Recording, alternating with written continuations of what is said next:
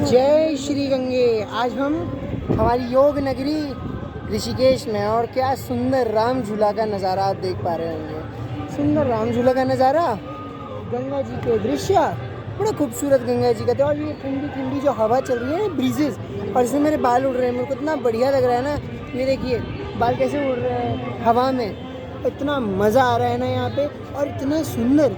और आपको आज एक और चीज़ बताता हूँ। अभी जैसे श्राद्ध पक्ष चल रहा है, तो अगर आप भी श्राद्ध पक्ष में हरिद्वार आ सकें, ऋषिकेश आ सकें, या तीर्थ नगरी में आ सकें, प्रयागराज आ सकें, या फिर आपके पुष्कर जी आ सकें, तो अपने पितरों को तर्पण ज़रूर दीजिए। क्योंकि आपके तर्पण देने से आपके पितरों को तृप्ति की प्राप्ति होगी। वो इतने सालों से, वो इतने महीनों से, देखिए हमारे लिए एक दिन होता है, उनके लिए एक पक्ष उनका एक दिन के समान होता है।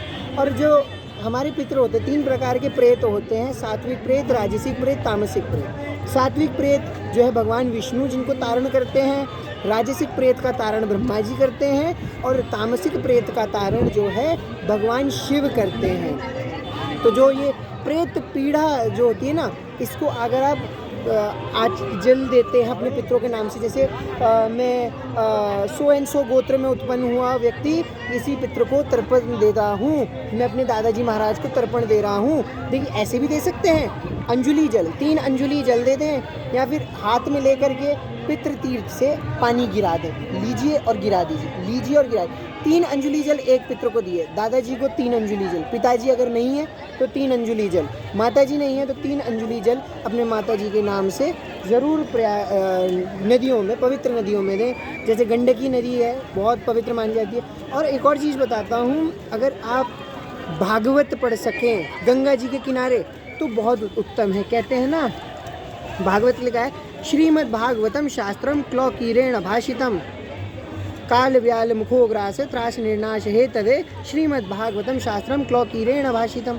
तो जो भागवत शास्त्र है, ये कलयुग काल में, जो ये अभी कलयुग चल रहा है, इस कली काल में सबसे बढ़िया और सबसे सरल मार्ग है मोक्ष प्राप्ति का और तारण होने का। आपकी तर जाएंगे आप अगर भागवत की जप करते हैं, भागवत का पाठ करते हैं। और एक और बात बताता हूँ, गंगा जी के किनारे गोपी गीत का अगर आप पाठ करते हैं तो उससे भी बहुत फ़ायदा होता है। जयति तेधिकं जन्मना ब्रज श्रयत इंदिरा। अगर आप गोपी गीत का पाठ करते हैं, गोपी गीत में सारी भागवत का सार है।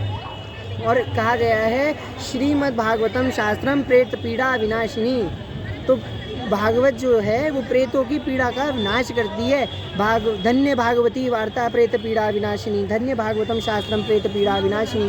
तो ये जो हमें भागवत के सबसे पहले दिन हम लोग जो है धुंधकारी और गोकर्ण जी महाराज की कहानी सुनते हैं, तो उसमें आता है ना, धन्य भागवती वार्ता प्रेत पीड़ा विनाशिनी, ये प्रेतों की पीड़ा का नाश करती है। तो अगर आप गंगा तट के किनारे अगर आप अपने पितरों के लिए एक भागवत का पाठ करें, जरा सा छोटा सा पाठ कर लें, गोपी गीत का पाठ कर लें, और अपने पितरों को नमस्कार करें, तो आपके पितर धन्य हो जाएंगे और भगवान श्री हरि उनको अपने चरणों में स्थान दे देंगे। पर कामना करनी है और भगवान श्री हरि को बताना ज़रूर है कि हमारे पितरों को अपने चरणों में स्थान दीजिए।